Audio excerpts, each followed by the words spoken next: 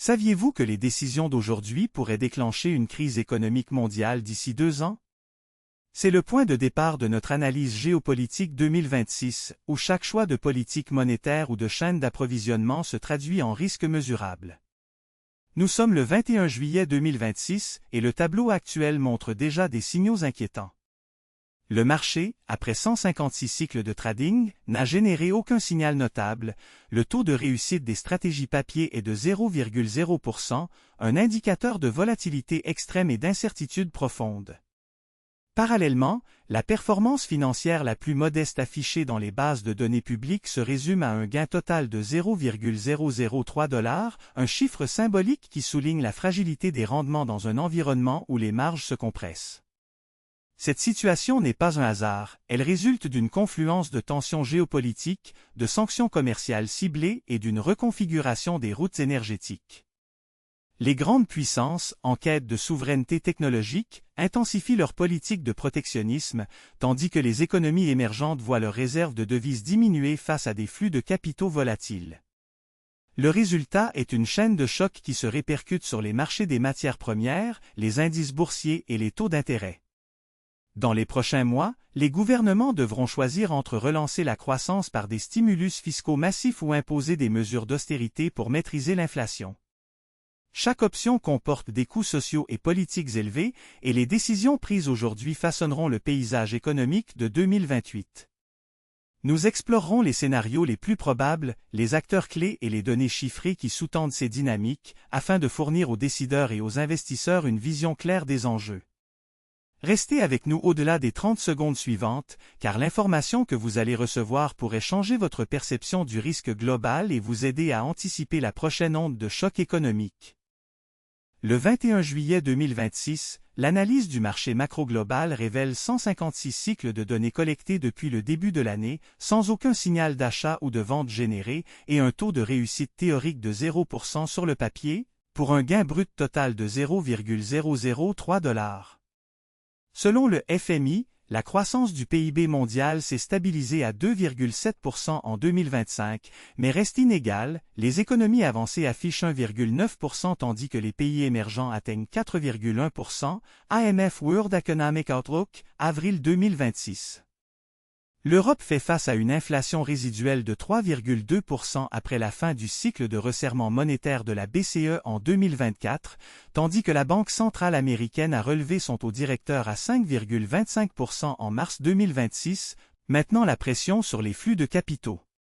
Le commerce sino-américain reste sous tension. Les droits de douane sur les semi-conducteurs ont été maintenus à 15% par les États-Unis, provoquant un recul de 8% des exportations de puces chinoises selon le ministère du Commerce chinois, rapport Q2 2026. En Europe, la Russie a perdu 12% de ses parts de marché du gaz naturel suite aux sanctions de l'UE, poussées par la diversification vers le gaz liquéfié norvégien, désormais à 22% de la consommation totale de l'UE, Eurostat, juin 2026. Le secteur de l'énergie renouvelable continue de croître. La capacité installée mondiale d'éolien offshore a atteint 300 GW, soit une hausse de 30% en un an, soutenue par les subventions de l'Alliance pour l'énergie propre, AEP, 2026. Les prix du lithium, composant clé des batteries, ont fluctué entre 75 $ et 85 $ la tonne depuis janvier, avec un pic de 85 $ en avril, reflétant la demande accrue des constructeurs automobiles européens pour les véhicules électriques, Bloomberg NEF, rapport 2026. Le commerce intra-africain se développe. Le corridor câble de la Corne de l'Afrique a enregistré un volume de marchandises de 12 monts en 2025, soit 18% de plus que l'année précédente, Africom, 2026. Enfin, les marchés financiers affichent une volatilité accrue, l'indice VIX mondial s'établissant à 28,5 en juin 2026, illustrant l'incertitude persistante autour des politiques monétaires et des tensions géopolitiques. Tous ces éléments composent le cadre macroéconomique dans lequel le trading algorithmique a produit un résultat net quasi nul, soulignant la nécessité d'ajuster les modèles de prévision aux nouvelles dynamiques géopolitiques. Le 21 juillet 2026, les indicateurs macroéconomiques montrent que les tensions géopolitiques amplifient les risques de volatilité sur les marchés mondiaux. Selon le FMI, la croissance mondiale a ralenti à 2,1% en 2025 contre 3,2% en 2023 sous l'effet combiné des sanctions américaines contre la Chine et des restrictions de l'Union européenne sur le gaz russe. En Europe, le prix du gaz a atteint 115 € CMWH en février 2026, soit une hausse de 47% par rapport à l'an dernier, forçant les États membres à accélérer le recours aux énergies renouvelables, comme le rapporte l'Agence internationale de l'énergie, AIE. En Asie, la chaîne d'approvisionnement des semi-conducteurs reste fragmentée. Les exportations chinoises de puces ont chuté de 23% en 2025, tandis que le Japon a augmenté ses investissements en production locale de 38% pour compenser le déficit, selon le ministère de l'économie du Japon. Cette reconfiguration crée une hausse des coûts de production de 8 à 12% pour les fabricants de smartphones européens, impactant directement les marges de profit. Le secteur des matières premières montre également des déséquilibres. Le cuivre africain, essentiel pour les batteries lithium-ion, a vu son prix passer de 9 000 $ T à 13 500 $ T entre 2024 et 2026, suite aux restrictions d'exportation imposées par le Congo. En réponse, la Chine a intensifié ses programmes de recyclage, atteignant un taux de récupération de 45% en 2026 contre 31% en 2023, source Banque mondiale.